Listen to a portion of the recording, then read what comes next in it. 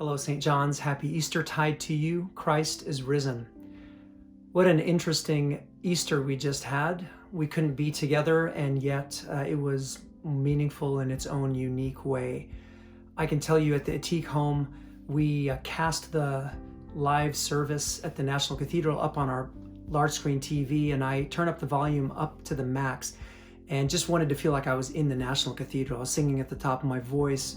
And I can just say that Easter couldn't have come soon enough this year. I feel like this message of the resurrection is really needed right now. My daughter asked me on Sunday, why is it that we celebrate Easter when it's something that happened in the past? And I love these kinds of questions because they give us an opportunity to reflect on our practices.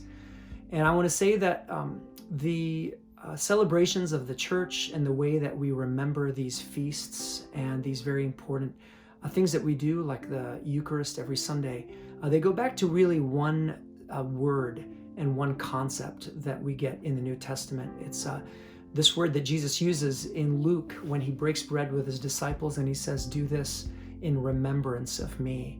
This word remembrance in the Greek, anamnesis, is a really interesting word. For the church, everything we do is essentially remembering what Christ did for us, and this word remember is not in a past tense kind of thing, as though we are being nostalgic about something that happened in the past and is no more. But instead, anamnesis is this idea of bringing into the present something that took place in the past, and yet its energy and all its impact is here and available right now. It's not just thinking about the past, it's actually experiencing in the present a reality that started back then and continues to live on and be very much alive right here and right now. And so when we do the Eucharist, we break bread together, we believe that Christ is breaking bread with us now. Christ is with us and not Christ was with us. We don't say Christ was risen, we say Christ is risen. Alleluia. And this is the power of the act of remembrance, anamnesis.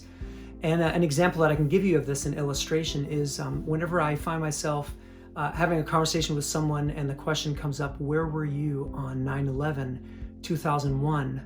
Immediately you feel like the conversation goes to a new place. Somehow this national collective experience where every person, no matter who you were, felt vulnerable and afraid. Because of that experience, the conversation now goes to a new space. You feel it because we were all impacted by that reality. You feel a certain level of vulnerability and a judgment-free, genuine space of curiosity around the person's story. There is a solidarity that happens. And because the crisis that took place affected all of us, it created connection. So even though life returned to normal after a while, after 9/11, and we kind of reverted to our individualistic society, when we start to talk about 9/11, all the energy that we experienced back at that time, so the collective cooperation, the human solidarity, when we say we really were at our best, that energy seems to come to the forefront, and it becomes a part of the conversations that we're having. You just kind of feel like the conversation softens, and there's trust and there's safety. And that is kind of what we talk about when we say we remember Christ crucified and risen. When we break bread together, we remember Jesus is with us. We feel the energy of the original experience in our time here and now. Anamnesis. The other day, my neighbor, who I've passed many times on a few streets over, we haven't really said anything to each other in the past, except for hello. He came out, he just wanted to talk to me. And as we were talking, I was thinking about how these times that we're in, this crisis, really does bring out the best in us, the way we share with each other, the way we want to talk about our mutual experiences of the same event. And I want to say today that I know that we're going to be remembering this time at some point in the future. And we might even, with a hint of nostalgia, say, remember when we were at our best as a society, because we were collectively battling the same giant.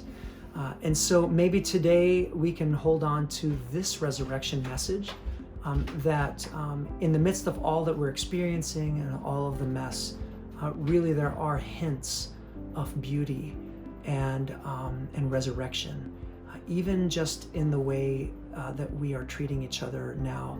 So let's maybe cherish them, and let's give thanks.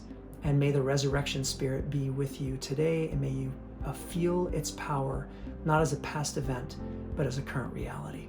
God bless you. Look forward to seeing you on Sunday at 10 a.m. for our worship service.